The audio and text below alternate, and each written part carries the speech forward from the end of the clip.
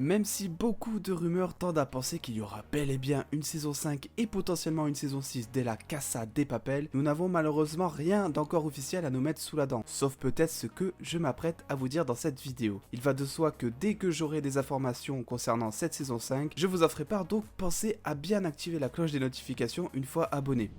C'est durant une interview pour Oprah Mag que le réalisateur de la série Événement au masque de Dali s'est livré sur un possible univers étendu de la Casa de Papel. Rien n'est encore officiellement en préparation, mais il annonce avoir pensé à divers spin-offs, donc univers étendu, concernant plusieurs personnages que l'on connaît très bien. Alors si je vous disais qu'un jour, en ouvrant Netflix, vous pourriez tomber sur une série centrée sur notre cher, détestable Arturito, là je pense que je me prendrais direct une vague de désabonnement.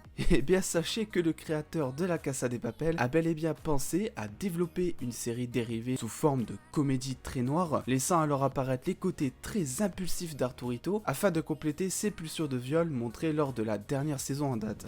Rassurez-vous, Berlin serait aussi sur le podium des tops des personnages à être développés en série. D'après le réalisateur, son caractère complexe de psychopathe égocentrique délinquant serait un grand atout afin de développer toute une histoire. De plus, il est plus probable que Berlin s'étende en série pour la simple et bonne raison que c'est un des personnages les plus populaires de la série. On sait qu'il a aussi un lourd passé de criminel, avec plusieurs braquages dans sa manche, donc il y aurait peut-être moyen d'exploiter cette jeunesse délinquante et au passage de voir quelques caméos de son frère, le professeur, à l'époque où il était encore sage et coincé, on va dire.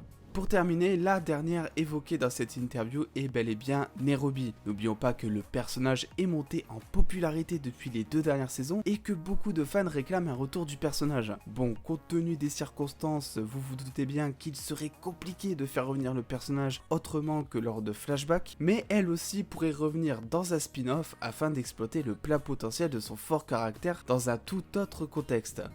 Vous l'aurez compris, nombreuses sont les possibilités afin de faire prospérer le règne de Dali d'une façon ou d'une autre sur la plateforme. Et vu le succès de la série, on imagine que l'équipe n'aura pas à attendre longtemps un feu vert de la part de Netflix afin de se mettre très vite au travail. En attendant les prochaines informations que vous pourrez retrouver sur les réseaux sociaux ou sur une prochaine vidéo de la chaîne, vous pouvez avoir votre lot de consolation avec Le Silence du Marais, sorti tout fraîchement sur Netflix en mettant en scène l'interprète de Berlin. Il y aura également Gun City, dispo à partir de vendredi afin de retrouver Denver, et on parlera sur la chaîne de la prochaine série par les créateurs de la Casa de Papel, White Lines, prévue pour le 15 mai sur Netflix. Je remercie tous les dos ayant contribué au visionnage de 138 petites pubs sur mon Utip. N'oubliez pas de lâcher le petit pouce bleu qui fait plaisir si cette petite vidéo vous a été utile, et en attendant les dos, prenez soin de vous, des bisous les dos.